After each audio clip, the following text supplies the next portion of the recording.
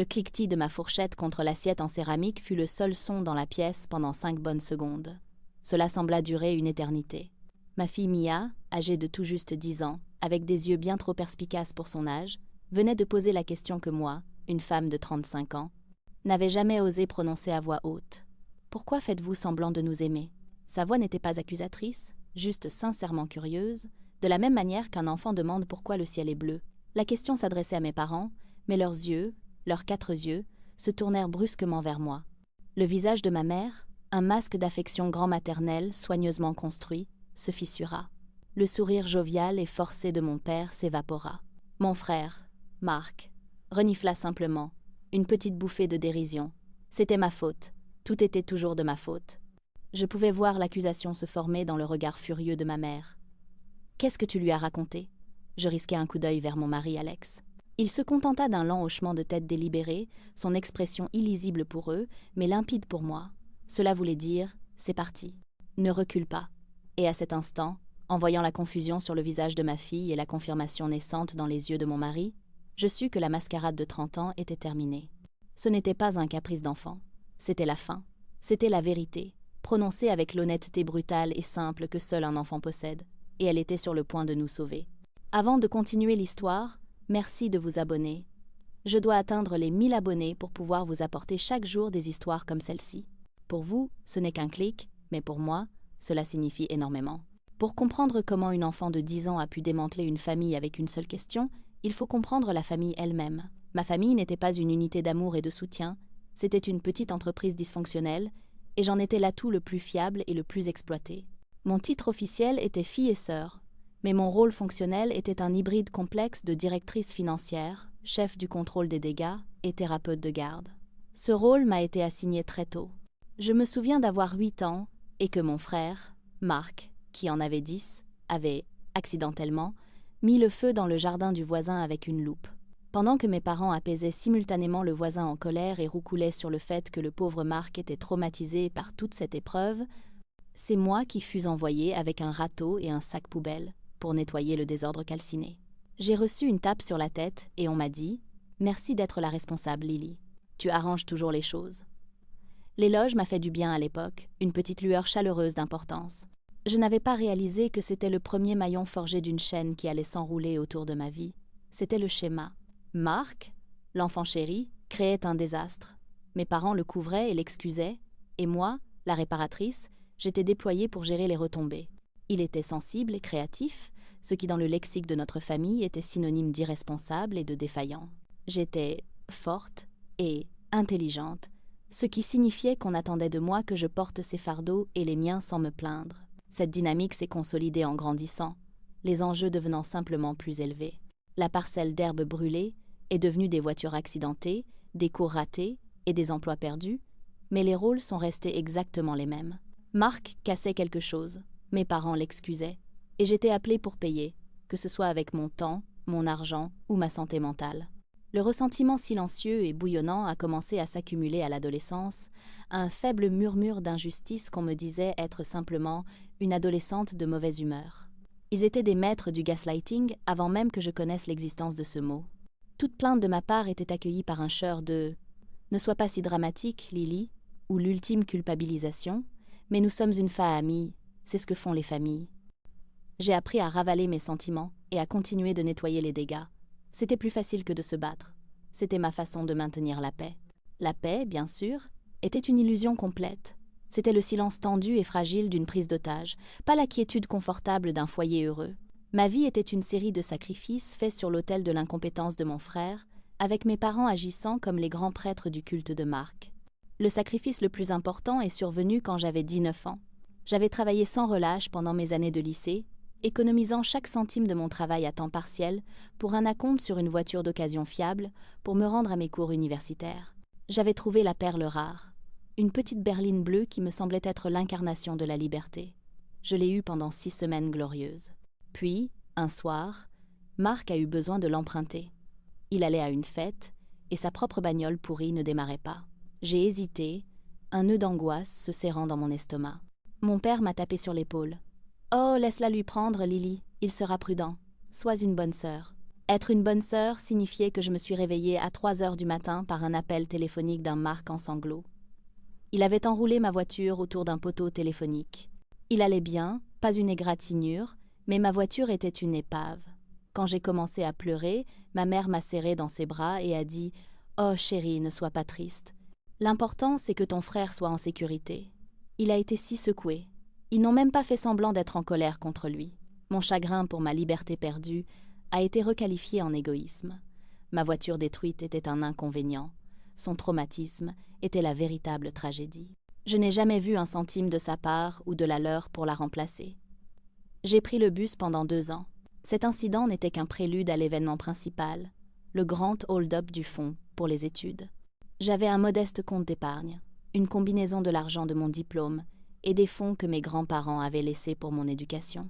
Ce n'était pas une fortune, mais c'était suffisant pour m'assurer de pouvoir terminer mes 4 années d'université sans dette paralysante.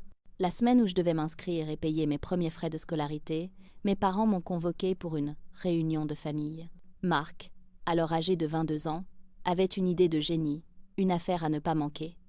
Il allait vendre des frisbees peints sur mesure. C'était, m'ont-ils assuré, la prochaine grande tendance. Il avait juste besoin d'un petit capital de départ. Mon capital de départ, pour être précis. C'est un investissement, Lily, a claironné mon père, les yeux brillants d'une fierté mal placée. Quand Marc sera millionnaire, il te le rendra au décuple. Ma mère est intervenue, sa voix douce et persuasive. Tu es si intelligente, tu peux obtenir des prêts étudiants. C'est facile pour toi. Marc a besoin de cette chance. Ne te mets pas en travers du chemin de ton frère. Ils n'ont pas demandé, ils ont informé. Se mettre en travers du chemin de Marc équivalait à trahir toute la famille. J'avais 19 ans, toujours prise dans leur toile d'obligation émotionnelle. J'ai signé le bordereau de retrait. L'entreprise de frisbee personnalisée a fait faillite en 4 mois.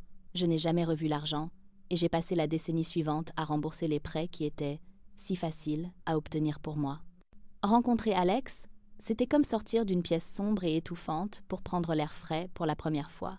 Je n'avais pas réalisé que j'avais retenu ma respiration pendant 25 ans. Nous nous sommes rencontrés à l'université que je payais avec mes prêts faciles.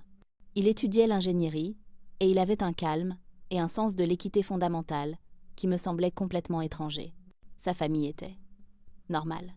Ils prenaient des dîners où ils se parlaient, pas où ils se criaient dessus. Ils célébraient les succès les uns des autres sans une once de jalousie ou de comptage de points. Ils s'entraidaient par affection sincère, non par obligation. Être avec eux fut une révélation. C'est Alex qui a le premier mis un nom sur l'anxiété constante et de bas grade avec laquelle je vivais. La première fois qu'il est venu chez mes parents pour le dîner du dimanche, il est resté silencieux sur le chemin du retour. Finalement, il a dit « Ta famille est vraiment dure avec toi ». J'ai immédiatement sauté à leur défense, un réflexe conditionné. Oh, c'est juste leur façon d'être. Ils ne le pensent pas à mal. Il m'a juste regardé. S'il le pense, Lily, il pense chaque mot. Il a été la première personne à le voir. Il a remarqué la façon dont ma mère complimentait ma nouvelle coupe de cheveux, puis, dans la même phrase, mentionnait qu'un style similaire donnait à ma tante Carole un air un peu bouffi. Il a repéré comment mon père s'informait de mon travail, mais ses yeux devenaient vides jusqu'à ce qu'il puisse ramener la conversation sur la dernière petite réussite de Marc. Alex appelait ça « la mort par 1000 coupures de papier ». Chaque petite pique, chaque compliment déguisé, chaque commentaire dédaigneux était une blessure minuscule. Seule, elle n'était rien. Mais accumulée sur toute une vie, elle m'avait vidé de mon sang. Il a décrit ma situation avec une analogie qui m'a frappée comme un coup physique. « Tu es comme une grenouille dans une marmite d'eau », dit-il doucement un soir.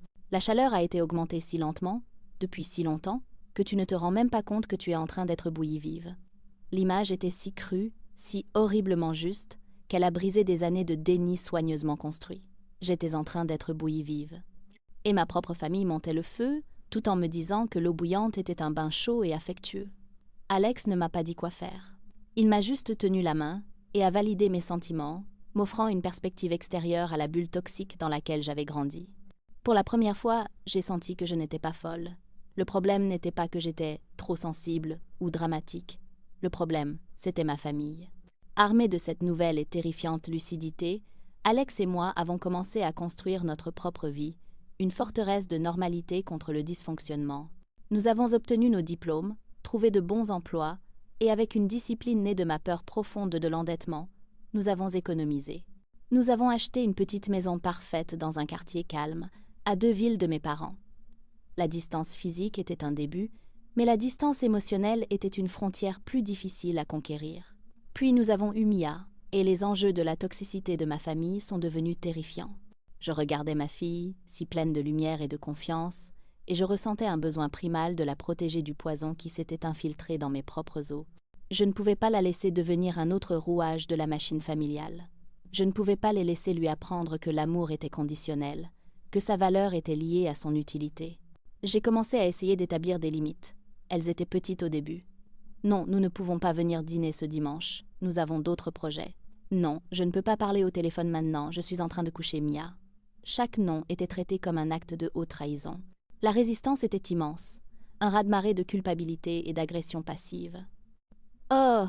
disait ma mère, sa voix dégoulinant de déception. « C'est juste que vous nous manquez tellement.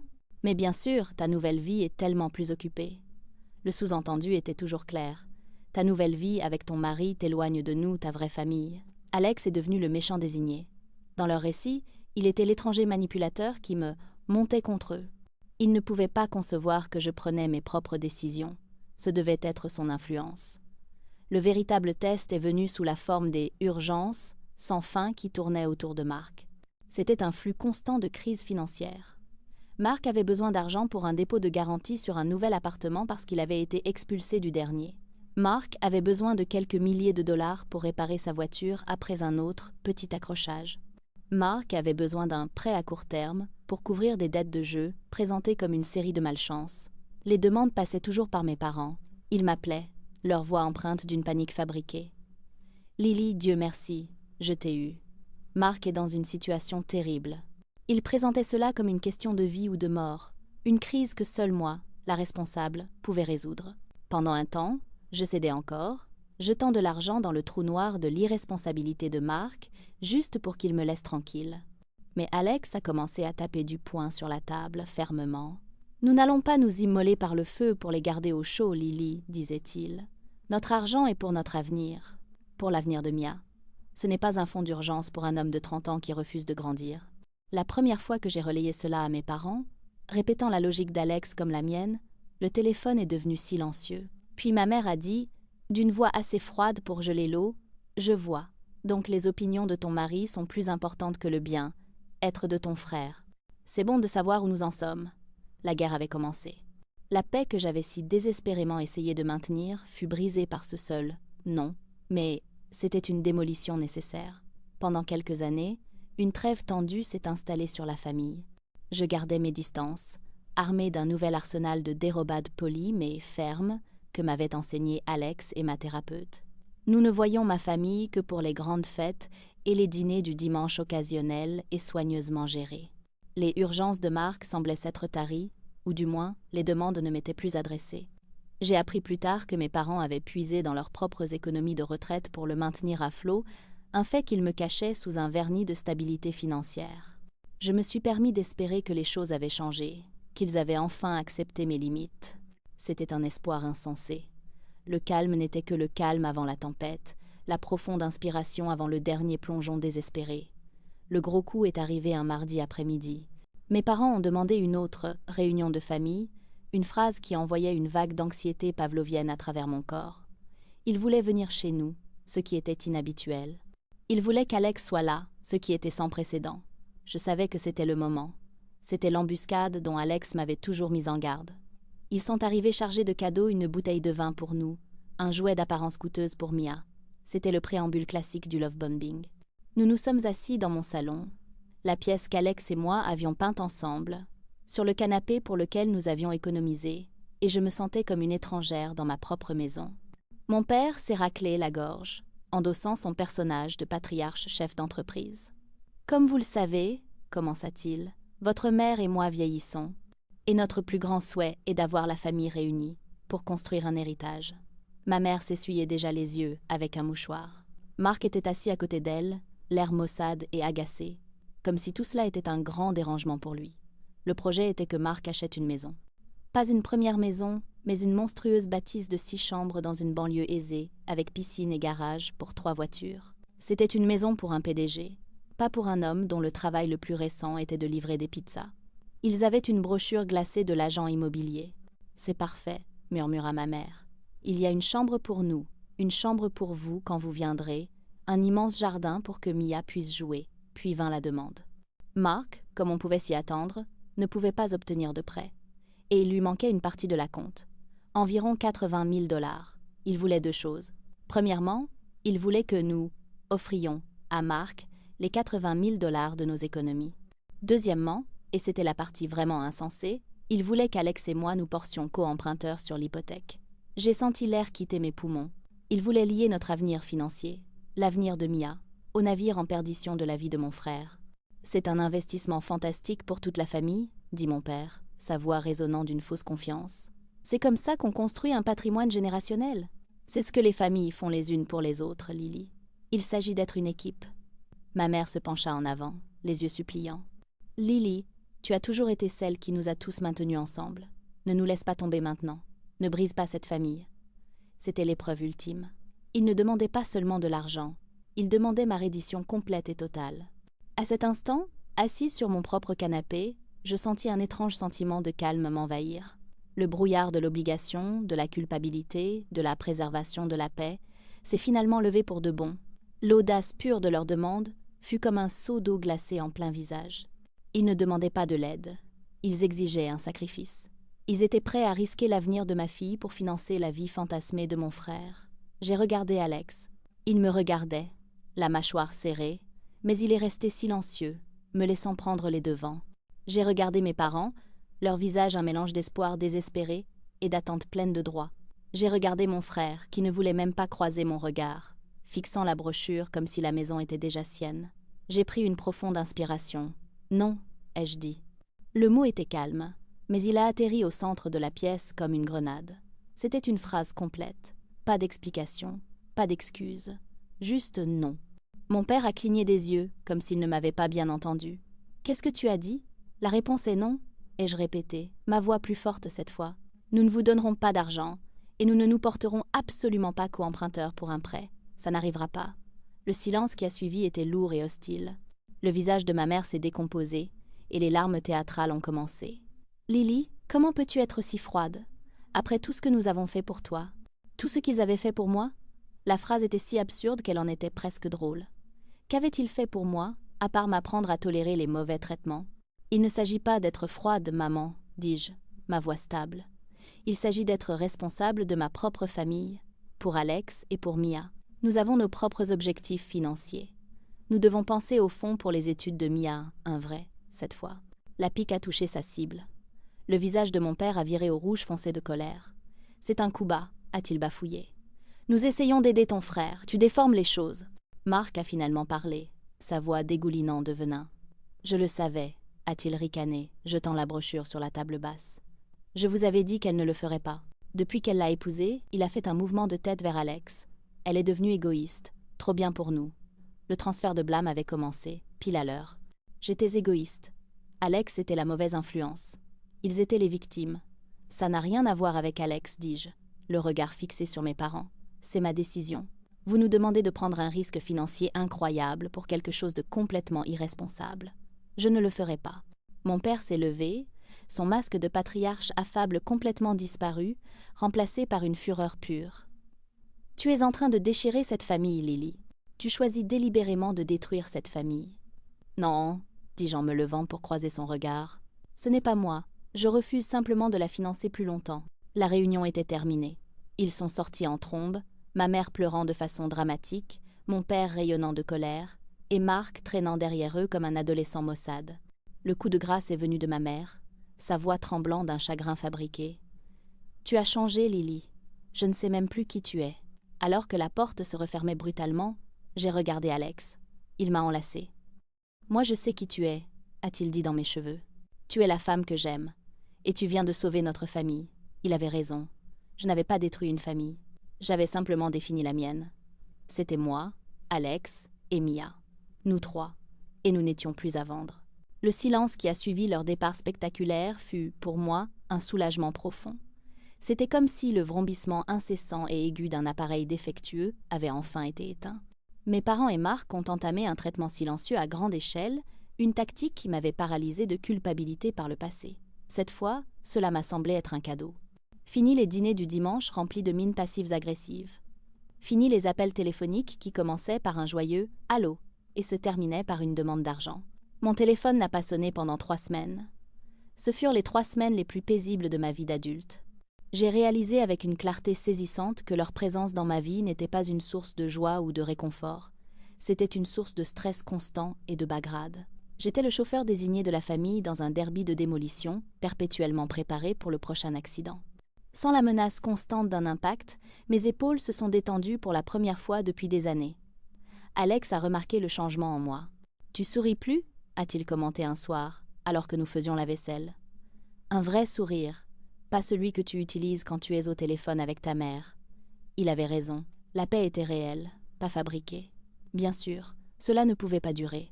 Le traitement silencieux était une arme, et quand ils ont réalisé que ça ne marchait pas, que je m'épanouissais, dans le calme, ils ont changé de tactique. La phase suivante fut le love bombing, et c'était bien plus insidieux. Ça a commencé par un texto de ma mère. « Je pense à toi et à ma belle petite fille. Vous me manquez tellement toutes les deux. » Aucune mention de la réunion désastreuse. Aucune excuse. Juste une dose sirupeuse d'affection manipulatrice. Je l'ai montré à Alex. « C'est un piège », a-t-il dit immédiatement. « Ils essaient de te ramener dans leur filet. » Je savais qu'il avait raison, mais le vieux conditionnement est profondément ancré. Une partie de moi, celle qui désirait encore l'approbation d'une mère, a ressenti une pointe de culpabilité. J'ai répondu par un « J'espère que vous allez bien », sans engagement. C'est tout l'encouragement dont elle avait besoin. Les appels ont recommencé. Ma mère téléphonait, sa voix dégoulinant d'une chaleur artificielle, demandant comment s'était passée la journée de Mia à l'école, complimentant une photo que j'avais postée en ligne. Elle ne mentionnait jamais Marc ou la maison. Elle jouait la carte de la patience. Puis est venue l'invitation. « On a tous été si bêtes, dit-elle, sa voix se brisant avec juste ce qu'il fallait d'émotion. La vie est trop courte pour les rancunes. Pourquoi ne viendriez-vous pas, toi, Alex et Mia, pour le dîner du dimanche? Mettons les choses au clair et redevenons une famille. » J'ai hésité. « Je ne sais pas, maman. S'il te plaît, Lily, a-t-elle supplié. Pour moi. Je veux juste voir ma petite fille. On fera ton rôti de bœuf préféré. » Le rôti de bœuf, l'arme ultime de son arsenal, un symbole de souvenir d'enfance heureux qu'elle invoquait chaque fois qu'elle avait besoin de me manipuler. Alex a été sans équivoque. « Ne le fais pas, Lily. C'est une embuscade. Ils vont juste réessayer, mais cette fois, ils essaieront de te coincer sur leur territoire. » Je savais qu'il avait raison. Je le savais au plus profond de moi. Mais j'étais fatiguée. Fatiguée du conflit, fatiguée de la brouille. Une partie de moi, stupide et obstinée, voulait croire que peut être, juste peut être, ils avaient appris quelque chose. Peut être qu'ils voulaient vraiment juste passer à autre chose. « On ira », ai-je dit à Alex. « Mais on prend notre propre voiture. Et à la seconde où il commence à parler de la maison, on part. » « Marché conclu ?» Il a soupiré, sachant qu'il ne pouvait pas m'arrêter. « Marché conclu. Mais reste sur tes gardes. Ce n'est pas un traité de paix. C'est une retraite stratégique de leur part. » Les semaines qui ont précédé le redouté dîner du dimanche furent une masterclass de guerre psychologique. Ma famille, ayant échoué avec l'agression ouverte et le traitement silencieux, a alors déployé une campagne de douceur écrasante et suffocante. C'était désorientant et profondément troublant. De petits cadeaux non sollicités ont commencé à arriver à notre porte. Une boîte de chocolat cher pour moi, un nouveau jeu vidéo pour Alex, une robe à froufrou et peu pratique pour Mia. Les cartes jointes portaient toutes le même message mielleux, écrit de la main bouclée de ma mère. « Juste parce qu'on vous aime. » Ma mère appelait tous les 2 jours. Sa voix un ronronnement sirupeux, posant des questions insignifiantes sur nos vies, tout en évitant studieusement tout sujet de fond. Tout cela n'était qu'une performance, une pièce soigneusement mise en scène pour m'endormir dans un faux sentiment de sécurité.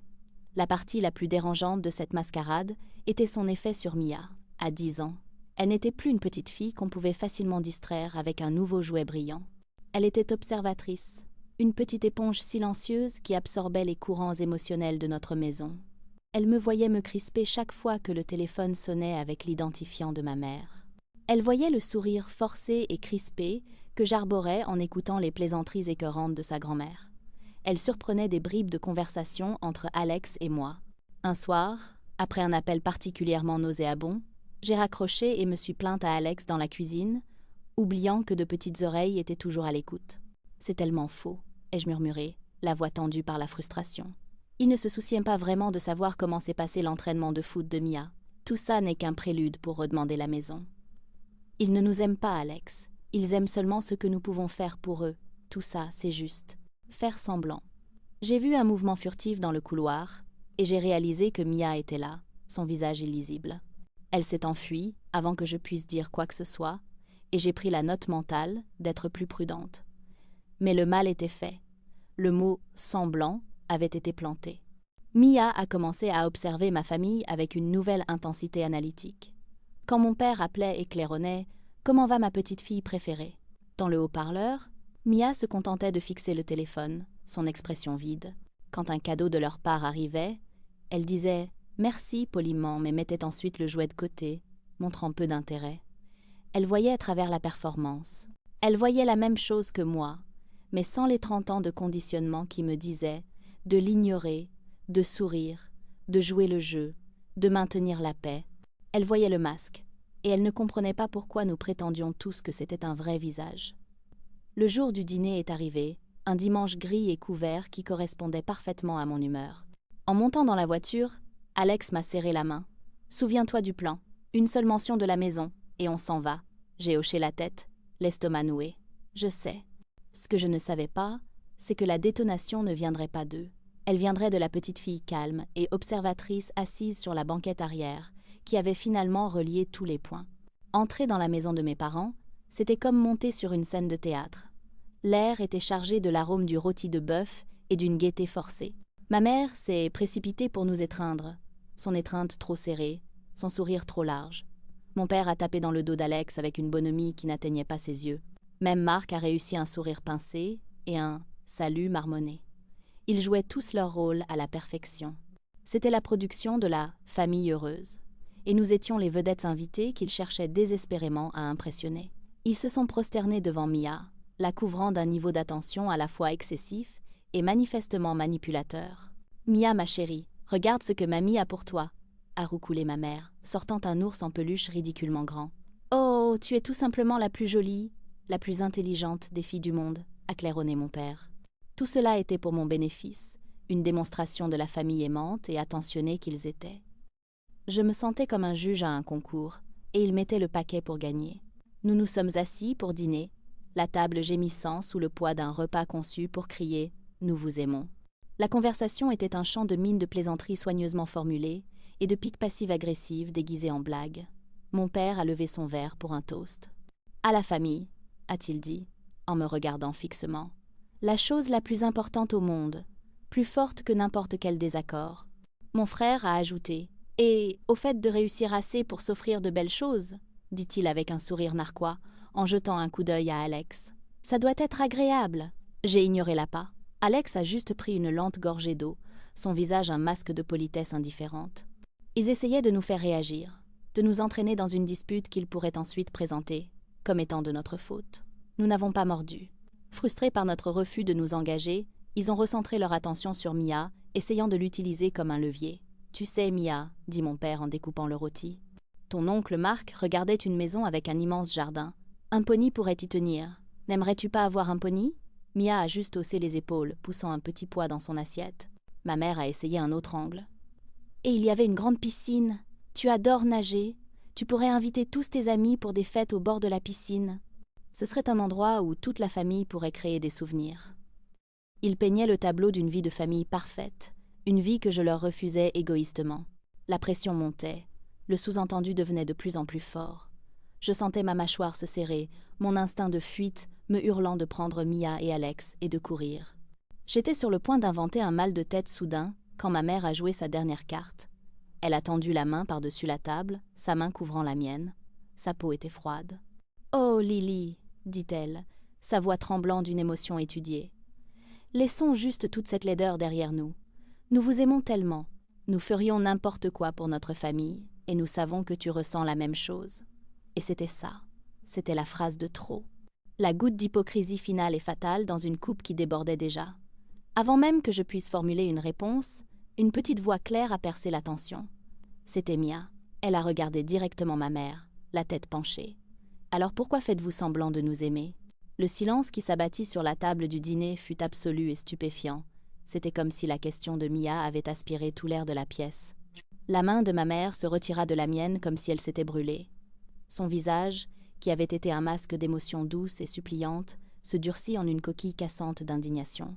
La fourchette de mon père, à mi-chemin de sa bouche, se figea en l'air. Il fixa Mia, son personnage de grand-père affable, disparaissant pour révéler un homme complètement déconcerté. Marc, pour sa part, rit carrément, un son bref, aigu et laide. « Waouh !» dit-il en secouant la tête. « Juste, waouh !» Et puis, comme un signal, tous leurs yeux se tournèrent vers moi. Le verdict fut instantané et unanime. J'étais coupable. « Qu'est-ce que tu lui as raconté ?» siffla ma mère, sa voix basse et dangereuse. La grand-mère blessée avait disparu, remplacée par une procureure froide. « C'est ta faute, Lily. » Je le savais. Tu as empoisonné ta propre fille contre sa famille. Comment as-tu pu ? Mon père retrouva sa voix en rajoutant « Utiliser un enfant comme ça, Lily, c'est malsain. » Lui remplir la tête avec ces idées horribles. Elle a 10 ans. Qu'est-ce qui ne va pas chez toi ? Ils n'ont même pas envisagé la possibilité que Mia soit arrivée à cette conclusion par elle-même. Dans leur monde, rien n'arrivait à moins que ce ne soit dans le cadre d'un jeu de pouvoir plus vaste. Mia n'était pas une personne avec ses propres pensées. Elle était un pion que j'utilisais contre eux. J'ai regardé ma fille, dont le visage était maintenant assombri par la confusion et la peur face à leur réaction colérique. J'ai regardé Alex, qui m'a adressé ce même regard stable et encourageant. Ne recule pas.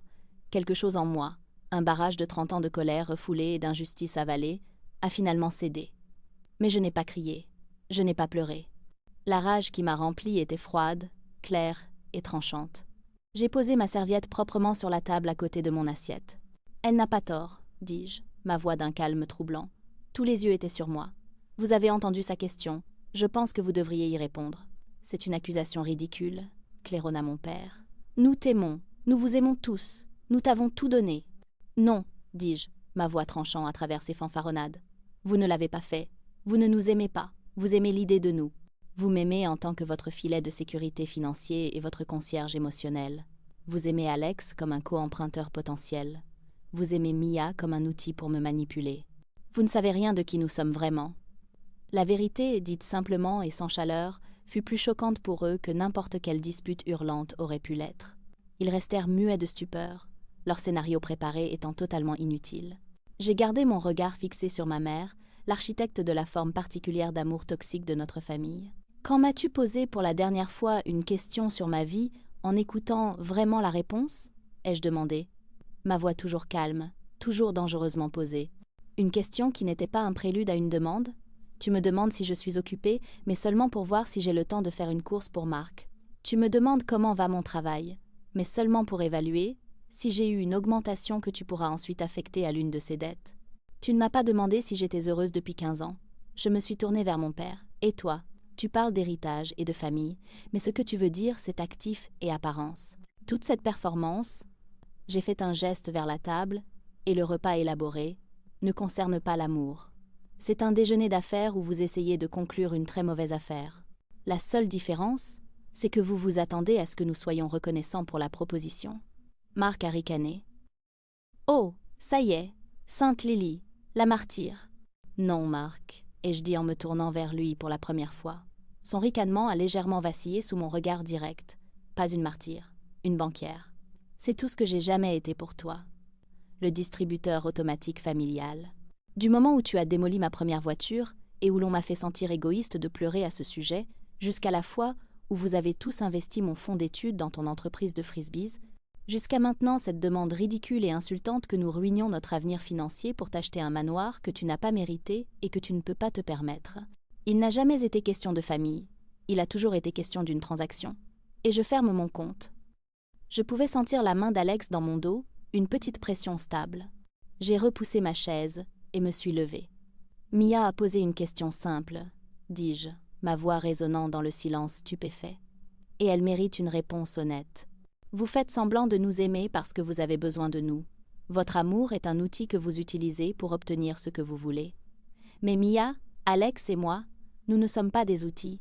Nous sommes une famille, notre famille, et nous partons. » Le visage de ma mère était un mélange de rage et d'incrédulité. « Tu ne peux pas simplement partir, » a-t-elle crié, le masque soigneusement contrôlé se brisant complètement. « Nous sommes ta famille, vous étiez ma famille d'origine. l'ai-je corrigé doucement. Ma famille de choix m'attend dans la voiture. Je me suis tournée vers ma fille, qui me regardait avec de grands yeux incertains. Je lui ai adressé un petit sourire rassurant. « Viens, ma chérie. Rentrons à la maison. » Alex s'est levé avec moi, un mur de soutien silencieux et solide à mes côtés. Il a pris la main de Mia et nous sommes sortis de cette salle à manger, laissant mes parents et mon frère assis au milieu des ruines de leur festin parfaitement préparé. Ma mère criait mon nom, une série d'accusations et d'insultes. Mon père était blême et silencieux, une statue de fureur impuissante. Marc se contentait de fixer son assiette. Alors que la porte d'entrée se refermait derrière nous, coupant court à la tirade de ma mère, le seul son fut le clic du loquet. C'était le son le plus satisfaisant que j'ai jamais entendu. Le trajet en voiture pour rentrer fut silencieux. Pas le silence tendu et lourd de la table du dîner, mais un silence doux, de réflexion. Mia était attachée à l'arrière, serrant l'ours en peluche criard que ma mère lui avait donné, son petit visage pensif dans la lueur des lampadaires qui défilaient. Alex conduisait, ses mains stables sur le volant, me donnant l'espace dont je savais avoir besoin. Je regardais par la fenêtre passager, les maisons de banlieue se transformant en une longue traînée indistincte. Je me sentais étrangement vidée, comme si je venais de subir une opération douloureuse mais nécessaire. La partie malade de moi, celle qui désirait leur approbation, qui tressaillait à leur mécontentement, avait été excisée. La blessure était à vif, mais le soulagement était immense. J'attendais que la culpabilité s'installe. Toute ma vie, toute action qui donnait la priorité à mes propres besoins par rapport aux désirs de ma famille, était suivie d'une vague écrasante de culpabilité, un sentiment soigneusement cultivé et renforcé par eux depuis l'enfance. Je l'attendais, me préparant à ce familier et écœurant nœud dans mon estomac, mais il n'est jamais venu. À sa place, il y avait un sentiment profond et inébranlable de justesse. À mi-chemin, la petite voix de Mia s'éleva de la banquette arrière. « Maman, est-ce que papy et mamie sont fâchés contre moi ?» Je me suis retournée, le cœur serré pour elle. « Oh non, ma chérie, pas contre toi, jamais contre toi. Ils sont confus et un peu fâchés contre moi. Mais ce n'est pas grave, je peux le gérer. »« Tu ne faisais pas semblant, dit-elle, plus une affirmation qu'une question. Quand tu as dit que tu aimais papa et moi. »« C'est vrai. »« Oui, mon bébé, dis-je, la voix chargée d'émotion. »« C'est très très vrai, c'est la chose la plus vraie au monde. » Alex tendit la main et serra la mienne. En rentrant à la maison, la première chose que j'ai faite fut du chocolat chaud, comme ma propre grand-mère, la mère de mon père, une femme d'une force tranquille et d'un amour inconditionnel, qui était décédée, quand j'étais adolescente, avait l'habitude de le faire. Alors que nous étions assis sur le canapé, enveloppés dans des couvertures, Mia a finalement posé le gigantesque ours en peluche par terre. « Il a des yeux tristes, dit-elle, comme s'il faisait semblant d'être heureux. La vérité sort de la bouche des enfants. Nous sommes restés éveillés tard, juste nous trois, à discuter et à regarder un film idiot. C'était comme la première nuit dans notre propre maison. La forteresse que nous avions construite était enfin sécurisée, le pont-levis relevé pour de bon. Les appels téléphoniques attendus ne sont pas venus cette nuit-là. Pas de tirade furieuse de mon père, pas de supplications manipulatrices et larmoyantes de ma mère. Juste le silence. C'était un silence différent cette fois, non pas le calme temporaire d'un cessez-le-feu, mais la paix profonde et permanente d'une guerre enfin terminée. Je savais qu'il y aurait des retombées. Je savais qu'ils essaieraient de rallier d'autres membres de la famille à leur cause, de me peindre comme la méchante de cette histoire. Mais pour la première fois, je m'en fichais. J'avais choisi ma famille, j'avais choisi ma paix, j'avais choisi le bien, être de ma fille plutôt que leur puits de besoin sans fond. Alors que je m'endormais cette nuit-là, blottie contre Alex, j'ai ressenti un sentiment de calme que je n'avais pas connu depuis mon enfance, avant d'apprendre que l'amour pouvait avoir un prix. Les jours suivants furent un exercice de gestion des retombées attendues. Mon téléphone a commencé à s'allumer, mais pas avec des appels de mes parents ou de Marc. La première salve est venue de la sœur de ma mère, ma tante Carole. Elle était la loyale lieutenante de ma mère, une femme qui avait toujours considéré mon indépendance avec suspicion. Son SMS était un chef-d'œuvre d'agression passive. « Ta mère est absolument dévastée, Lily. Je ne l'ai jamais vue aussi bouleversée. J'espère que tu es contente de ce que tu as fait. » J'ai fixé le message, ressentant une lueur de la vieille culpabilité conditionnée. Puis j'ai pris une profonde inspiration, me suis souvenue du visage de Mia à cette table de dîner, et j'ai tapé une réponse simple et neutre. Je suis désolée d'apprendre qu'elle est bouleversée. Ce fut une soirée difficile pour nous tous. Je n'ai pas défendu, je n'ai pas expliqué, je n'ai pas engagé la conversation. C'était une tactique que ma thérapeute appelait la « technique de la pierre grise ». me rendant aussi ennuyeuse et peu réactive qu'une pierre grise. Cela ne lui donnait rien à quoi s'accrocher, rien à contester. Elle a réessayé. Difficile ? Lily, tu l'as attaquée dans sa propre maison, devant ton enfant. Tu lui dois des excuses. J'ai montré le téléphone à Alex. Il a lu les textos et a simplement secoué la tête. Ne réponds même pas à celui-là, a-t-il dit. Tu ne lui dois aucune explication. Tu ne leur dois rien à aucun d'entre eux. Il avait raison. J'ai posé le téléphone et n'ai pas répondu. Quelques heures plus tard, un appel est venu d'un cousin du côté de mon père.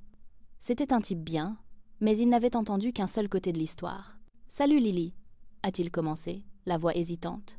J'ai parlé à ton père. Il ne va pas très bien. Il a dit que vous aviez eu une grosse dispute. J'ai décidé d'être directe, mais brève. Oui, il y avait des problèmes de longue date qui ont finalement éclaté. C'est compliqué. Il a dit que tu leur avais crié dessus pour de l'argent. La conversation portait sur les limites, pas seulement sur l'argent, ai-je dit calmement. Et c'est une affaire de famille privée que je ne vais discuter avec personne d'autre. Mais j'apprécie que tu appelles pour prendre des nouvelles. Comment vont tes enfants ? J'ai orienté la conversation vers un terrain sûr et neutre. En refusant de me salir les mains et de lancer des accusations, je les désarmais. Le récit qu'ils essayaient de construire, celui de la fille hystérique et ingrate qui avait fait une crise sans raison, ne tenait pas face à mon refus calme de participer au drame. Le plus grand défi était de protéger Mia. Nous l'avons assise et lui avons expliqué les choses en des termes adaptés à son âge. Parfois, lui ai-je dit, les adultes ont des désaccords qui sont trop grands pour être résolus tout de suite. Mamie, papy et oncle Marc sont très contrariés par moi, et nous devons prendre une pause de les voir pendant un certain temps. Ce n'est pas de ta faute. Tu n'as rien fait de mal. Tu as été courageuse de poser une question honnête. Elle a semblé accepter cela, sa principale préoccupation étant de savoir si elle avait causé le problème. Une fois que nous l'avons rassurée sur le fait que ce n'était pas le cas, elle s'est adaptée avec l'incroyable résilience d'un enfant qui se sent en sécurité et aimé. Le véritable test de ma détermination est venu une semaine plus tard. Une livraison de fleurs est arrivée à mon bureau. C'était un arrangement massif, d'aspect funéraire, de lit blanc. La carte venait de ma mère. Elle disait « La vie est trop courte pour ça. S'il te plaît, appelle-moi. Je t'aime. » L'ancienne moi aurait éclaté en sanglots et aurait immédiatement pris le téléphone, désespérée de se réconcilier à tout prix. La nouvelle moi a vu le geste pour ce qu'il était. Non pas des excuses, mais une convocation. Une demande de retour magnifiquement emballée. J'ai pris la carte, les déchiré en 4 morceaux et les jeté à la poubelle. Puis j'ai dit à la réceptionniste qu'elle pouvait garder les fleurs. Je ne me laisserai pas acheter avec des lits bordés de culpabilité. Les semaines se sont transformées en un mois, et le silence de mon noyau familial a continué. Les tentatives de me contacter par le biais de leur réseau de « singes volants », comme les appelait ma thérapeute, ont diminué à mesure que je poursuivais ma stratégie de refus calme et ennuyeux. Ma vie est devenue d'une simplicité bénie. L'anxiété ambiante, qui avait été ma compagne constante pendant des décennies, avait disparu, remplacée par un doux murmure de contentement. J'ai découvert que j'avais plus d'énergie, plus de patience pour Mia, plus d'idées créatives au travail. C'était incroyable de voir combien d'espace mental le drame de ma famille occupait. J'ai commencé un petit potager dans le jardin, quelque chose que j'avais toujours voulu faire mais pour lequel je n'avais jamais eu la tête. En plantant des semis de tomates dans la terre, les mains couvertes de terre, j'ai ressenti un profond sentiment d'être ancrée, enracinée dans ma propre vie pour la première fois. Alex et moi avons redécouvert une légèreté dans notre relation qui avait été alourdie par le besoin constant d'élaborer des stratégies et de faire des débriefings après chaque interaction familiale toxique. Nous pouvions avoir une conversation sans qu'elle ne revienne finalement à « Que penses-tu que ta mère voulait dire par là ?» Nous étions de nouveau juste nous. Mia s'épanouissait. Sans le tiraillement déroutant de l'affection conditionnelle de ses grands-parents et la tension que cela créait dans notre maison, elle semblait plus détendue et confiante. Elle riait plus, d'un rire franc et joyeux qui remplissait notre petite maison. La voir s'épanouir était toute la confirmation dont j'avais besoin d'avoir fait le bon choix. C'est pendant cette interlude paisible que j'ai appris la vérité sur la situation financière de mes parents. J'avais un déjeuner avec une ancienne collègue qui avait récemment commencé à travailler dans la même banque que mes parents. Nous prenions des nouvelles quand elle a mentionné, en passant, qu'elle avait traité une demande de prêt récente pour eux. C'était un gros prêt, dit-elle en secouant la tête. Une deuxième hypothèque sur leur maison. Ça m'a fait de la peine pour eux. Ils semblaient vraiment stressés. J'ai essayé de garder une expression neutre. Ah bon? Je n'étais pas au courant. Tout va bien? Je suppose que leur fils avait besoin d'aide, a-t-elle continué, inconsciente de la bombe qu'elle lâchait. Quelque chose à propos d'une dette commerciale. Ils ont pratiquement vidé toute la valeur nette de leur maison pour le renflouer. Ils ont dit que c'était la 3e fois en 5 ans. 3e fois. 5 ans. Les urgences ne s'étaient pas arrêtées, ils avaient juste cessé de me demander de l'argent parce que mes parents étaient devenus le nouveau distributeur automatique. Le grand projet de nous faire co-signer pour le manoir de Mark n'était pas seulement pour lui donner un coup de pouce, c'était un acte de pur désespoir. Ils étaient à sec. Ils avaient hypothéqué leur propre avenir pour lui, et maintenant ils essayaient de nous faire hypothéquer le nôtre. La révélation n'était pas surprenante, mais elle était éclairante. Elle a balayé toute dernière trace de doute que j'aurais pu avoir. Leurs supplications de famille ne concernaient pas l'amour ou l'unité. C'était une tentative frénétique de trouver un nouvel hôte pour le parasite qu'était l'irresponsabilité financière de mon frère. Ils n'essayaient pas de construire un héritage familial. Ils essayaient d'éviter leur propre ruine, et ils étaient parfaitement disposés à nous entraîner dans leur chute. Ce soir-là, j'ai raconté à Alex ce que j'avais appris. Il a simplement hoché la tête lentement. « C'est tout à fait logique », a-t-il dit. « Il ne te demandait pas d'investir dans un rêve. Il te demandait de payer un cauchemar. » La colère que j'ai ressentie était froide et vive. L'égoïsme pur et stupéfiant de tout cela. Savoir que leurs propres finances étaient en lambeaux et essayer quand même de nous impliquer, de risquer la sécurité de notre fille pour continuer à soutenir leur fils bon à rien, c'était impardonnable. Toute sentimentalité restante que j'avais pour ma famille d'origine s'est évaporée à ce moment-là, ne laissant derrière elle que la vérité dure et nette. La vie a continué sur sa nouvelle trajectoire paisible. Le printemps s'est transformé en un été chaud et lumineux. Mon potager a prospéré. Mia a terminé l'année scolaire avec un bulletin élogieux. Nous avons pris de petites et merveilleuses vacances dans une maison au bord d'un lac, juste nous 3. Ce fut une semaine de baignade, de jeux de société et de feux de camp, sans appel téléphonique tendu, ni drame sous-jacent. Cela semblait à des années-lumière des vacances tendues et obligatoires du passé. Je n'ai pas eu de nouvelles directes de mes parents ou de Mark, et le bouche, à oreille de la famille élargie, s'était tu. J'ai supposé qu'ils avaient finalement abandonné, acceptant la nouvelle réalité. Puis, un samedi matin de juillet, on a sonné à ma porte. Je n'attendais personne. J'ai regardé par le Judas, et mon estomac s'est noué. C'était Mark. Il était seul, debout sur mon seuil, l'air mal à l'aise et déplacé. Il portait un costume qui semblait trop grand pour lui, et il tenait un bouquet d'œillets de supermarché à l'air triste. Mon premier réflexe a été de l'ignorer, de prétendre que je n'étais pas à la maison. Mais Alex était parti faire les courses avec Mia, et une partie de moi, celle qui avait été formée pour réparer les choses, a ressenti une curiosité morbide. Quelle nouvelle catastrophe l'avait amené ici, en personne? J'ai entrouvert la porte, laissant la chaîne de sécurité en place. « Mark », dis-je, la voix plate. « Qu'est-ce que tu veux ?» Il a semblé troublé, levant les fleurs comme un bouclier. « Je peux entrer ? J'ai besoin de te parler. »« On peut parler ici, » dis-je sans bouger. Il a soupiré, un souffle d'air frustré. « Écoute, Lily, je suis là pour m'excuser. D'accord ? C'est maman et papa qui m'envoient. Ils pensent que si je m'excuse, tu vas, tu sais, revenir. » Les excuses n'étaient même pas sa propre idée. C'était une stratégie, un coup sur l'échiquier familial, dicté par nos parents. Le manque de conscience de soi était stupéfiant. Des excuses pourquoi, précisément, Mark ? Ai-je demandé, ma voix dangereusement douce. Pour l'histoire de la maison ? Pour le fonds d'études ? Pour la voiture ? Pour les 30 dernières années où tu t'attendais à ce que je nettoie tes dégâts ? Il va falloir être plus précis. Il a rougi, un rouge marbré lui montant au cou. Pour l'histoire de la maison, d'accord ? J'ai dépassé les bornes. On était tous stressés. Je n'aurais pas dû insister autant. Tu as raison, dis-je. Tu n'aurais pas dû. Un silence gênant s'est étiré entre nous. Il s'attendait clairement à ce que j'accepte ces pathétiques excuses dictées par ses parents et que je l'invite à entrer. Je ne l'ai pas fait. C'est tout ? Ai-je demandé. Eh bien non, dit-il en changeant de pied. Il y a autre chose. La raison pour laquelle maman et papa sont si désireux d'arranger les choses. J'ai des ennuis, Lily. De vrais ennuis cette fois. Bien sûr qu'il en avait. Les excuses n'étaient que l'apéritif. Le plat principal était une autre demande de sauvetage. Quel genre d'ennui ? Ai-je demandé, bien que je soupçonnais déjà la réponse. Financier ? A-t-il marmonné, fixant ses chaussures. Après que vous ayez dit non pour la maison, j'ai essayé d'obtenir l'argent d'une autre manière. Je me suis impliquée avec des prêteurs non traditionnels. Et maintenant, je leur dois beaucoup d'argent. Genre, beaucoup. Et ils ne sont pas très sympas à ce sujet. C'était exactement ce qu'Alex et moi avions prédit. Incapable d'accepter un non, il avait redoublé d'irresponsabilité et était entré tout droit dans un bassin de requins. Et maintenant, une fois de plus, la famille s'attendait à ce que je plonge pour le sauver. Le désespoir émanait de lui par vagues.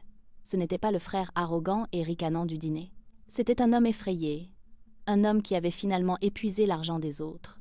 Je fixais mon frère à travers l'entrebâillement de la porte, la chaîne de sécurité étant une représentation physique de la limite que j'avais si durement lutté pour ériger.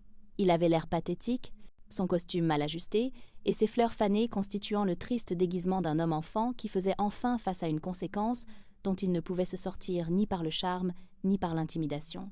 J'ai ressenti une brève et fugace pointe de quelque chose qui aurait pu être de la pitié, mais elle a été rapidement éteinte par une vague de colère froide. C'était le désordre qu'ils avaient créé. C'était le résultat prévisible et inévitable de décennies de complaisance et d'absence totale de responsabilité. « Alors, si je comprends bien, dis-je, ma voix dénuée de toute émotion, tu n'es pas ici pour t'excuser parce que tu es vraiment désolé. Tu es ici parce que tu es endetté auprès d'usuriers et tu as besoin que je te renfloue. Encore, ce n'est qu'une autre transaction. »« Non, ce n'est pas comme ça, » balbutia-t-il, son désespoir le faisant transpirer. « Je suis désolé. Mais oui, j'ai aussi des ennuis. Maman et papa, ils ne peuvent plus aider. Ils ont pris une deuxième hypothèque pour ma dernière bêtise. Ils sont à sec. Tu es la seule. » Sa voix s'est éteinte. Voilà, la vérité brute, l'ultime et laide confession. Ils avaient épuisé leurs propres ressources pour soutenir sa vie ratée, et maintenant ils l'envoyaient vers moi, le prêteur de dernier recours. Mes parents ne l'avaient pas envoyé s'excuser par amour ou par désir de réconciliation. Ils l'avaient envoyé parce qu'ils étaient terrifiés. Ils étaient au fond du puits, et ils l'avaient envoyé avec un seau pour voir si le mien contenait encore de l'eau. « La réponse est non, Marc, dis-je. » Les mots étaient plats, définitifs. Il n'y avait aucune place pour la négociation dans mon ton. « Je ne te donnerai pas un seul centime. Je ne signerai rien en tant que co-emprunteur. Je ne m'impliquerai pas. C'est ton désordre. Toi, maman et papa l'avaient créé. Vous pouvez trouver comment le nettoyer. » Il a semblé sincèrement choqué, comme s'il ne pouvait pas concevoir un monde où je ne me précipiterais pas pour sauver la situation. « Lily, tu ne comprends pas. Ces types sont des gens sérieux. J'ai peur. »« Alors tu aurais dû y penser avant de prendre leur argent, dis-je, ma voix comme de la glace. Toute ta vie, tu as été protégée des conséquences de tes actes. Par maman et papa, et par moi. J'ai eu tort de le faire. Ça ne t'a pas aidé, ça t'a paralysé. Ça t'a appris que tu n'aurais jamais à en assumer les conséquences. Eh bien, l'orchestre est là, Marc. Il est temps de payer le violonneux. » Son visage s'est durci, la peur remplacée par la colère maussade et familière. « Alors, c'est tout? Tu vas juste les laisser me ruiner? Après tout ce qu'on a vécu, quelle sœur tu fais? Je suis la sœur qui s'aime enfin assez, elle et sa vraie famille, pour arrêter de nous mettre tous le feu pour te garder au chaud, ai-je rétorqué. Tes problèmes ne sont plus mes problèmes. Au revoir, Marc. » J'ai fermé la porte sur son visage stupéfait avant qu'il ne puisse dire un autre mot. J'ai appuyé mon front contre le bois frais, mon cœur battant la chamade dans ma poitrine. Je ne me sentais pas coupable. Je ne me sentais pas triste. Je me sentais libérée. La chaîne était toujours sur la porte, mais j'avais l'impression qu'une chaîne beaucoup plus grande et plus lourde, celle qui était autour de mon cou depuis 30 ans, venait de se briser. Quelques instants plus tard, j'ai entendu ses pas s'éloigner sur l'allée, suivis par le bruit d'une portière de voiture qui claque et d'un moteur qui rugit. Il était parti. La crise était arrivée à ma porte, et pour la première fois de ma vie, j'avais refusé de la laisser entrer. Les jours qui ont suivi l'appel désespéré de Marc furent remplis d'un nouveau genre de calme. Ce n'était pas le calme paisible de la période initiale sans contact, c'était le calme étrange dans l'œil d'un ouragan. Je savais que la tempête faisait rage ailleurs, mais ma petite île fortifiée était, pour le moment, intacte. J'ai raconté à Alex ce qui s'était passé, et il était fier mais inquiet. « Ils vont devenir plus désespérés », m'a-t-il prévenu. « Prépare-toi à une escalade. » Il avait raison, l'escalade est venue sous la forme de ma mère. Elle m'a tendu une embuscade. Je sortais du supermarché quelques jours plus tard, poussant un chariot plein de courses pour un dîner de famille normal et heureux, quand une voiture s'est arrêtée en crissant des pneus à côté de moi sur le parking. Ma mère en a jailli, le visage pâle et strié de larmes. « Lily, il faut que tu me parles !» a-t-elle crié, sa voix assez stridente pour faire tourner les têtes. Elle m'a attrapé le bras, ses doigts s'enfonçant dans ma peau comme des serres. « Ton frère va se faire tuer, tu m'entends? Ces gens vont lui faire du mal, et ce sera de ta faute. » J'ai essayé de retirer mon bras, mon cœur battant la chamade avec un mélange de choc et de colère. « Maman, tu dois te calmer. Tu ne peux pas m'aborder comme ça sur un parking. » Je t'aborderai où je devrais, a-t-elle hurlé, sa performance attirant de plus en plus d'attention. Quelques clients ont ralenti, leur curiosité piquée par le drame qui se déroulait. Tu as l'argent? Nous savons que tu l'as. Ton père et moi n'avons plus rien. Nous lui avons tout donné, à ton frère. Et toi, avec ta grande maison et ton mari chic, tu nous tournes le dos. L'humiliation publique était une nouvelle tactique désespérée. Elle essayait d'utiliser mon sens des convenances sociales comme une arme pour me faire céder par embarras. C'était une manœuvre vile et calculée, et elle a eu un effet boomerang spectaculaire. Tout ce qu'elle a fait, c'est incinérer la dernière parcelle de sympathie que j'aurais pu avoir pour elle. J'ai arraché mon bras de sa poigne, ma voix baissant à un murmure bas et furieux. Ne fais plus, jamais. Ça, ai-je dit, en articulant chaque mot. Tu ne me tendras pas d'embuscade, tu ne me crieras pas dessus en public, et tu ne me reprocheras pas les conséquences des décennies de décisions terribles de toi, de papa et de Marc. C'est vous qui avez ruiné vos finances pour lui. C'est vous qui lui avez appris qu'il n'aurait jamais à rendre de compte. C'est le monde que vous avez construit pour lui. J'ai fini de vivre dedans. Je lui ai tourné le dos, j'ai poussé mon chariot vers ma voiture, et je n'ai pas regardé en arrière. Je pouvais l'entendre crier derrière moi, un torrent d'abus et de reproches, me traitant de monstre, de serpent au cœur froid, d'enfant ingrate. Je suis montée dans ma voiture, j'ai verrouillé les portes, et j'ai pris plusieurs profondes respirations tremblantes. Mes mains tremblaient, mais ma résolution était d'acier. Ce fut la dernière fois que j'ai vu ma mère en personne. La crise de nerfs, publique et hystérique, fut le râle d'agonie de son influence sur moi. Elle avait montré son vrai visage de la manière la plus spectaculaire possible. Et tout ce que cela a fait, c'est prouver que ma décision de la couper de ma vie n'était pas seulement juste, mais nécessaire à ma survie. Les retombées de l'incident du parking furent, étonnamment, inexistantes. Je pense que le spectacle public de ma mère était si extrême qu'il a même embarrassé mon père. Les appels téléphoniques ont cessé. Les textos ont cessé. Les singes volants ont été rappelés. C'était comme s'ils avaient tiré leur dernier et plus gros canon et, ayant manqué leur cible, n'avaient d'autre choix que de battre en retraite. Le silence qui s'est installé, cette fois-ci, semblait définitif. C'était le silence d'une porte que l'on verrouille et dont on jette la clé. Les semaines se sont transformées en mois. L'été a laissé place à l'automne. Mia est entrée en 5e année. J'ai récolté les dernières tomates de mon jardin. La vie a continué, sans entrave. L'espace que le drame de ma famille occupait autrefois dans mon cerveau était maintenant rempli par les réunions de parents d'élèves, les horaires d'entraînement, de football et la planification de notre propre avenir. Nous avons ouvert un compte d'épargne, étude dédiée pour Mia, un plan 529, et voir le premier dépôt y être versé a été ressenti comme une victoire monumentale. C'était un symbole tangible de la rupture du cycle. Cet argent serait pour son éducation et rien d'autre. Il n'y aurait pas de urgence familiale pour faire dérailler son avenir. Un samedi frais d'octobre, Alex et moi nettoyons notre garage quand il est tombé sur une boîte de vieux albums photos. Nous nous sommes assis sur le sol poussiéreux, feuilletant les pages. Me voilà à 8 ans, rayonnante après avoir gagné un concours d'orthographe. Sur la photo suivante, Marc tenait le trophée, faisant semblant que c'était le sien, et mes parents riaient. Me voilà à la remise des diplômes de mon lycée, ma médaille de major de promotion épinglée sur ma toge.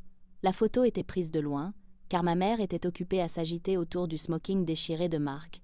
Page après page, c'était la même histoire.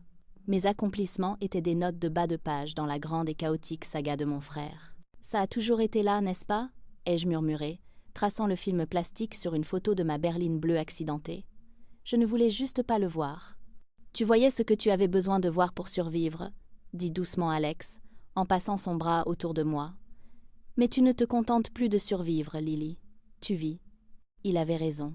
Regarder ces photos ne me remplissait plus de tristesse ou de colère. C'était comme regarder un film sur la vie de quelqu'un d'autre. La charge émotionnelle avait disparu. L'histoire de ce qui est arrivé à ma famille d'origine m'est parvenue par bribes, par des ragots de parents éloignés qui ressentaient encore une once de loyauté envers moi. Les prêteurs non traditionnels de Marc, comme il les avait appelés, n'avaient pas bluffé. Il n'a pas remboursé sa dette, et ils sont venus la recouvrer. Pas physiquement, comme ma mère l'avait si dramatiquement craint, mais légalement et impitoyablement. Ils ont mis une hypothèque légale sur la maison de mes parents, le seul bien de valeur qui restait. Pour éviter la saisie et la ruine totale, mes parents ont été forcés de vendre la maison où j'ai grandi, la maison qu'ils avaient sacrifiée pour Marc, et d'utiliser les profits pour rembourser ses dettes colossales. Ils ont dû déménager dans un petit appartement sinistre dans une ville à 1 heure de là. L'héritage familial dont mon père avait si fièrement parlé avait abouti à ce qu'ils perdent tout pour sauver le fils qui ne leur avait rien donné en retour. L'ironie était si épaisse qu'on pouvait s'en étouffer. Ils avaient détruit leur propre famille dans une tentative désespérée de contrôler la mienne. La nouvelle de la vente de la maison de mes parents et de leur déménagement dans un petit appartement aurait dû susciter une sorte de réaction émotionnelle de ma part. Être une once de pitié, une vague de satisfaction vengeresse, ou même une pointe de culpabilité résiduelle. Au lieu de cela, je n'ai rien ressenti. C'était comme lire un article de journal sur des étrangers dans un pays lointain. Leur vie, leurs choix, leurs conséquences, cela n'avait tout simplement plus rien à voir avec moi. Le lien émotionnel avait été si complètement coupé que leur chute n'était qu'une information, pas une tragédie qui touchait mon monde. Mon monde était ici, dans cette maison, avec Alex et Mia. Mon monde était paisible. Il était prévisible. Il était sûr.